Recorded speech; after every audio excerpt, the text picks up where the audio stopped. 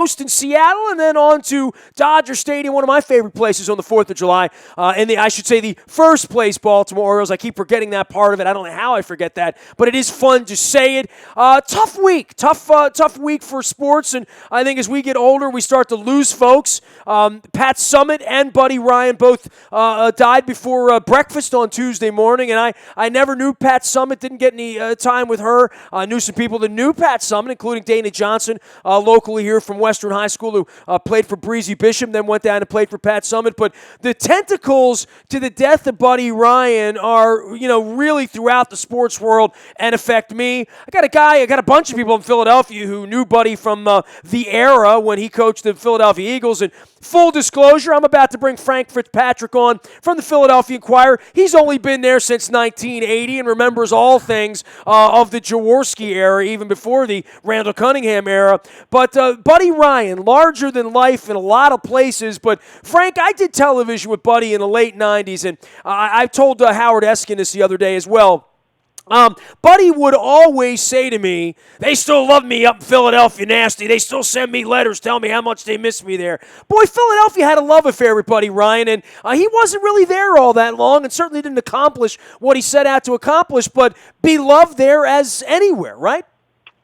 Yeah, he was beloved, that's for sure, but there was also another faction, a large faction in Philadelphia that couldn't stand him. I mean, I never saw any sports figure in the city in my time there that so starkly divided the fan base. I mean, there were those who loved him. There's an element of Philadelphia fans that I think harkens back to the Broad Street Bullies that loves that tough element in sports. And I think Buddy epitomized that for them. He was tough talking. He was no nonsense. He said what was on his mind. He didn't sugarcoat anything, as you know. And that really appealed to a lot of people. Plus, he was cocky. He came in here the first day and said, we're going to win this NFC East. And, by in 2 years, he was proven right. But there also were those in Philadelphia who found him too cocky, a little arrogant, a little full of himself. They didn't like, on a more technical level, they disliked his coaching. They felt like he ignored us. He was only concerned with the defense. He sort of gave Randall the ball on offense that, go make some plays. So he was an overwhelming figure on the Philadelphia sports scene during his tenure there. But it wasn't all love. There was a lot of dislike for Buddy as well. Well, and look, full disclosure, I covered the Capitals during those years, so I would come up and see some of those Flyers games. And full disclosure, the Colts left in '83, and my buddy Russ Lettra bought a couple of season tickets in the family section, if you can believe that, Frank. Section 721 at the Vet. It was behind home plate, but it was a corner of the end zone in the uppers, and we were up in the gold seats in the front row. And I had those tickets. I probably went to 6 out of the 8 games. His wife liked the Cowboys, so she always did the Cowboy game. I didn't really care. But I would go to a bunch of those games and sit in the upper deck. I never really bought an Eagles hat or a shirt or a jacket. We would get pancakes and read your work in the Philadelphia Inquirer every Sunday at the Penrose Diner. We would walk past what is now that, where the Eagles practice. It used to look like a big, was it a naval hospital or whatever it was there? Yeah, that's what it was. Yeah. Naval hospital. On Patterson, right? And so I used to go to all those games, and we didn't have a football team. It was exciting, even though I wasn't an Eagle. I hated all the other teams. I mean, I hate the Redskins and the Cowboys. Didn't use for the Giants. So I rooted for the Eagles, but I wasn't all in. But I believed that they could have won. I mean, it's not like he was talking bluster and they couldn't back it up. They were a really good football team during that era. They were. I mean, if there's one thing Buddy knew how to do was put together talent. I mean, you look at the talent he drafted in those 6 years that he was here in Philly, or 5, 6 years. It's amazing. I mean, you're talking about Jerome Brown, Pointer, and Clyde Simmons, and Eric Allen, but also Keith Byers and Keith Jackson, Chris Carter, guys, Brett Barnett, guys that could play on offense as well. The problem was the guys that fitted so well into his defense, he never sort of did the same thing with the offense. The offense, to me, always seemed a little discombobulated. Never quite sure of what it was. Was it built around Randall? Did they want to run the ball? Did they want to make big plays and just go down the field as quickly as possible?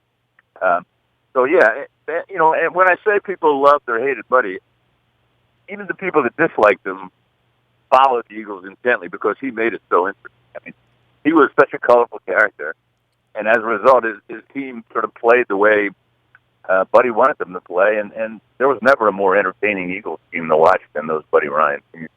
Frank Fitzpatrick's been an editor and writer at the Philadelphia Inquirer since 1980. Poor guy. One-time beat writer for the Phillies, Eagles, and Penn State football. He's also covered 9 Olympics, and I'm sure we'll get into some of that before it's all over with. You can follow him out on Twitter as well at Phila, Phila Fitz. Phila Fitz out on Twitter as well. You know, for Buddy Ryan, and maybe this comes from me being on the radio for 25 years and having covered, I was in those locker rooms and with the Fregosi Phillies, and I've seen a lot of the Flyers teams. With Terry Murray was my buddy and coached that team for a period of time. I've seen so many coaches up there and managers up there through it all. I don't know that anyone would have been more a reflection of the bravado that Philly wants to have, than Buddy Ryan. I mean, of all the managers, all the coaches ever, he's probably more like the fan base than anyone else has been. Certainly much more than Andy Reid or, Peterson at this point, right? Or Rich Kotite. Yeah, I agree with you 100%. He reflected a lot of the Philadelphia fan base was reflected in Buddy Ryan. I mean, as I said, that sort of no-nonsense, we're not going to take any crap sort of outlook that he had, that's what the fans wanted to see. They wanted a guy that wasn't going to hold back. Buddy didn't hold back. I mean, he just said what was on his mind, and if he didn't like an opposing coach or someone as legendary as Tom Landry, he would come right out and say it. He was politically incorrect before political incorrectness became a hot topic. Well, and every press conference was an adventure, right? I mean, and it's the same thing with Rex, though, now, too, right? I mean, as far as modern press conferences go, right? Sometimes they were difficult, though, because he never remembered the players' names, and he'd be talking numbers. And if you weren't that familiar with the team's numbers, you had no idea who he was talking about.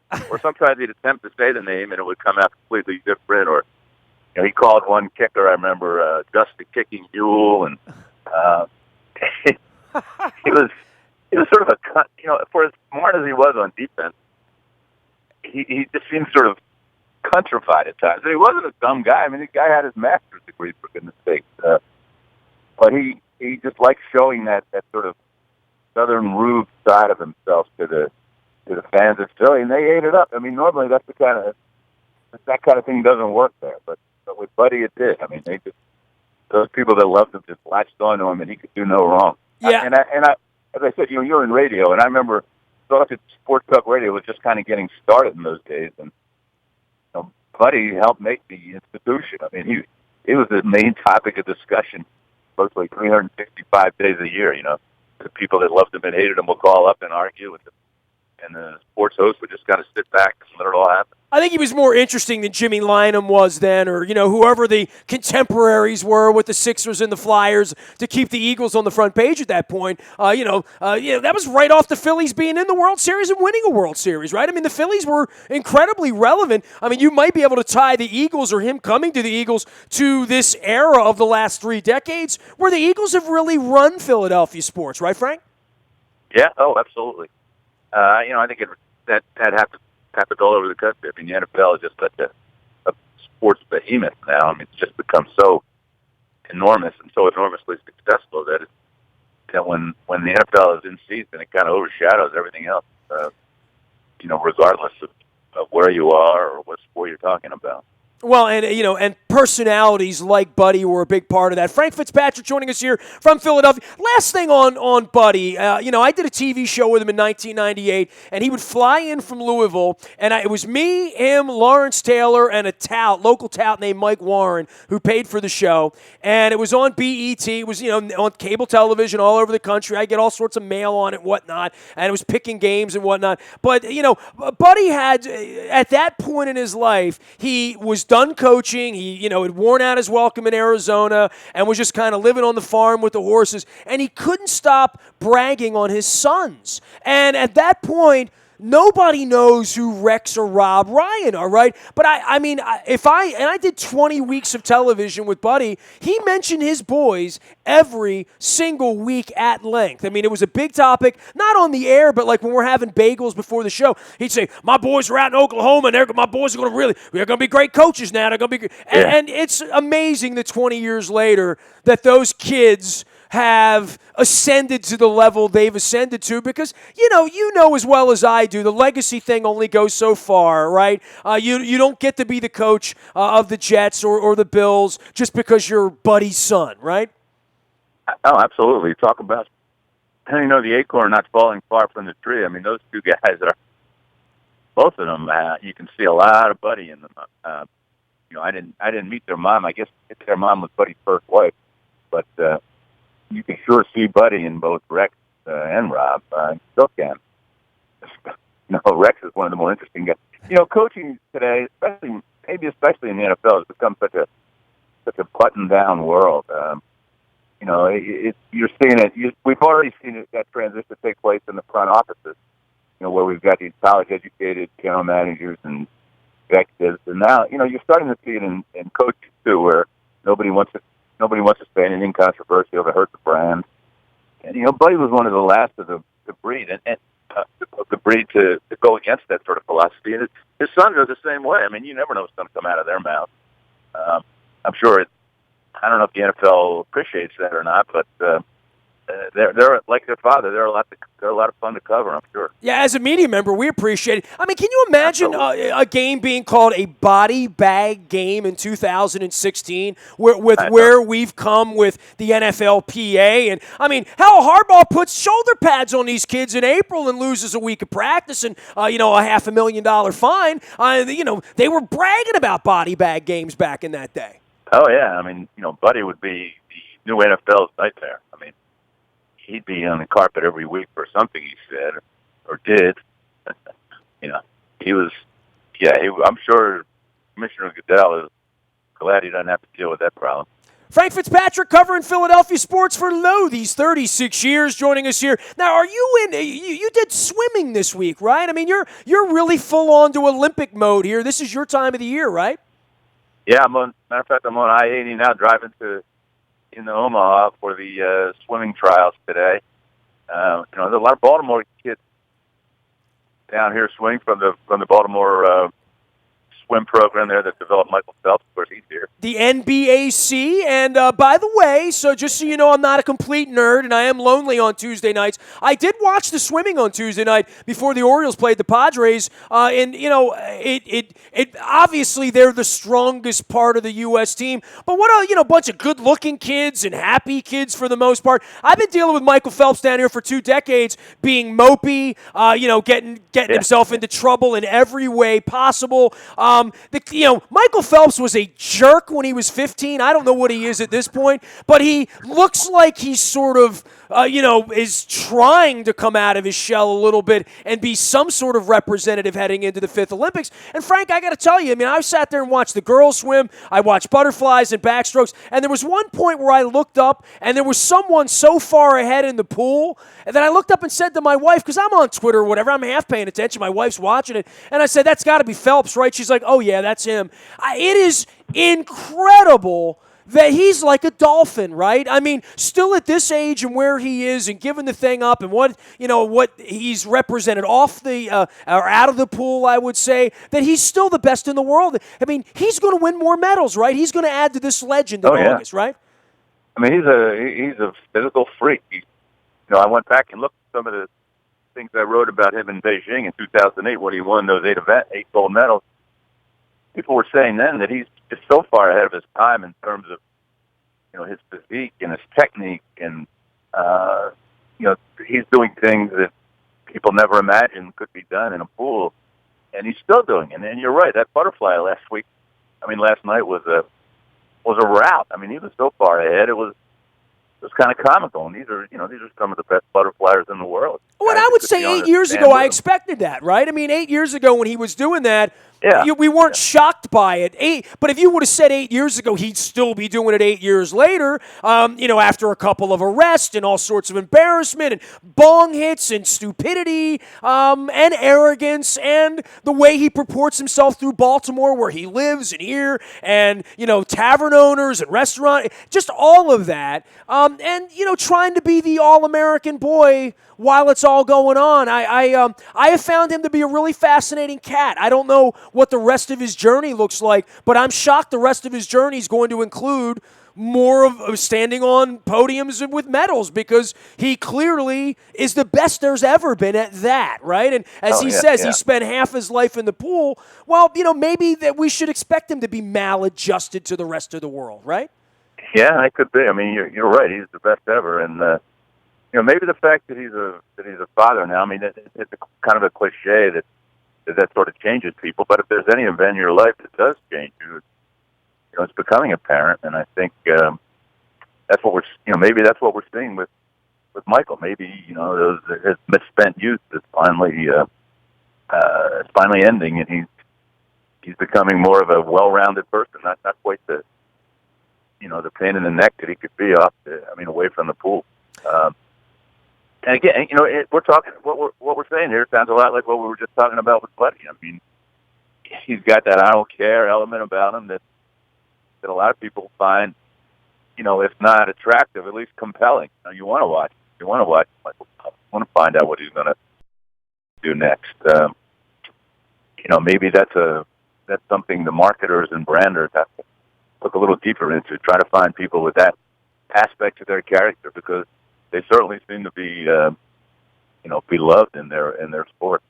I mean, you've covered so much of this in, traditional sports and Olympic sports, and I think everybody's eyes are off of what's going on. I mean, I even watched some gymnastics last weekend from St. Louis. I mean, my wife's kind of into it, I mean, when there's nothing else on, she's more fascinated by that than, let's say, a Red Sox game or something like that in the middle of summer. The U.S. has a lot to crow about here, but more than anything, for a guy like you, and look, I'm great friends with Dave Sheinin.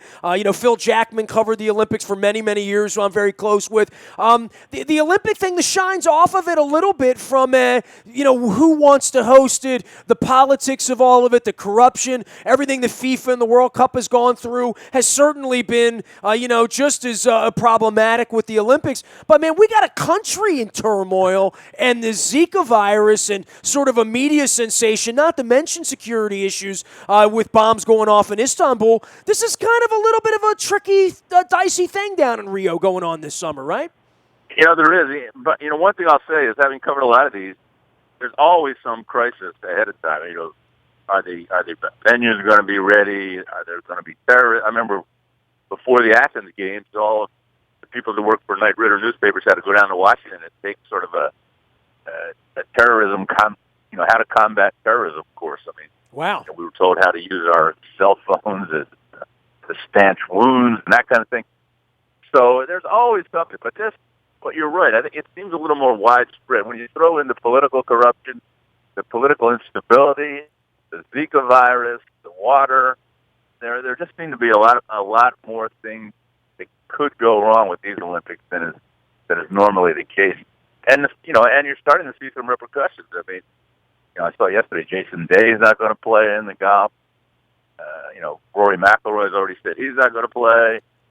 Well, a month ago, the Zika thing was about females getting impregnated. Now it's about males and semen, and if you're the carrier, it's a problem. So I mean, I guess, and I'm just learning this week that it's the men are far more at risk than the women are. Yeah, we're all getting sort of a crash course in biology as a result of this, aren't we? Yeah. But I don't know.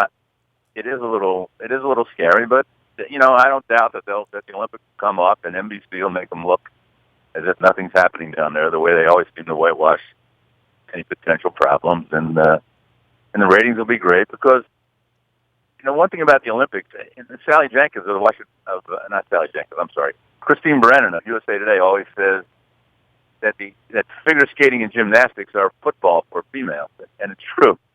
That, you mentioned your wife wanting to watch gymnastics. My wife says she can't watch any sport, but she'll watch that and figure skating. And so there's this built-in audience for the Olympics that comes out every once every 4 years, and NBC is not going to let anything get in the way of a successful televised Olympics anyway. Well, as much as Phelps is going to be there, and there are going to be people who abstain, and the Hope Solo and all that, Katie Ledecky going to be the big star here, right? I'm sorry, I didn't get that. Katie Ledecky going to be the big star here, right? Yeah, oh, absolutely. Yeah, she's amazing. You talk about Michael Phelps running away.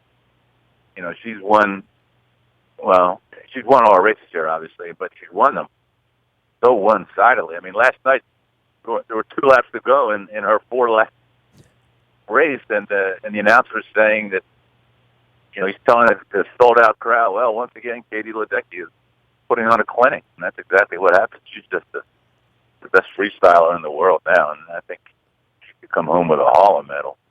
Frank, really enjoyed the chat, man. I appreciate the memoirs of Buddy Ryan, as well as some real great insights into the Olympics. We're going to send everybody out to follow you at the Inquirer, as well as at Phil of Fitz. Be safe down there in Rio. Enjoy yourself. You've been to Brazil before? I have a feeling you're a world traveler and have been. Oh yeah, I haven't been to Rio though. No, I have not. Oh, okay. All right. Well, you enjoy yourself. I saw the Stones in Rio 10 years ago. Watch your wallet, but, you know that already. But, enjoy the buffets. There's nothing better than a little samba down there in Rio, my friend. Yeah, I'm hoping to get out to Ipanema. There you go. Just like the girl from Ipanema. Perfect, man. That's right. Frank, great having you on, man. Be well. All right, thanks. Far too nice a guy to be covering sports up in Philadelphia. Frank Fitzpatrick, you can follow him at Phil of Fitz out on Twitter as well. I don't even give him a hard time about, stay classy and people throwing wristbands on the ice tonight. I was up there for the cat. I went light on the Philadelphia. I gave all the hard time to Eskin up there, but we're getting around and trying to remember Buddy Ryan and my time with Buddy Ryan as well. I'm going to do my own Buddy memoir before the weekend is over, just sort of rant about Buddy for 20 minutes at some point. But I got to get up the gumption to do that and write down all the memories. You can find me any point over the 4th of July holiday weekend, probably watching the Orioles and the Mariners and getting ready for the Dodgers. But we'll be here at WNST.net. Any breaking news will happen first on the text service. That's all brought to you by Coons Ford of Security Boulevard. Dennis will be here on Thursday, driving you home as well every Thursday from 3 until 5. Don't forget our morning newspaper hits your email inbox at 7 a.m. each and every morning. That is powered up by Planet Fitness and PlanetFitness.com. And last but never least, we go everywhere you go in the palm of your hand and your mobile device in the Buy a Toyota Audio Vault. Anything you miss, if you want to catch up on some listening, it's all there for you. And we're also broadcasting now live on Facebook as well as on our YouTube WNSTV channel. So throw me a link, a line, a vine, a text, a tweet, a friend request. All that good stuff is there. And you can always email me, nasty@WNST.net. Twitter, Facebook, LinkedIn, Snapchat, Instagram, and our WNST Rock Week that I'm assembling right now for the week of July 11th. All of my interviews from the late 1980s when I was at the Baltimore Sun interviewing rock stars. Everything from Daryl Hall, who's from Philadelphia, to Will Smith, who's also from Philadelphia, all in the mix. I've already edited those 2 down. So we'll have some East Coast and some West Coast, some rock, some rap, some fun, and some stuff that I haven't listened to in 25 years, stuff I forgot I said, stuff I'm embarrassed I said, although I did edit some of that out. But it is WNST Rock Week. That is the hashtag. I'm Nestor. This is WNST.net, AM 1570, and WNST Towson, Baltimore. And we never stop talking Baltimore sports.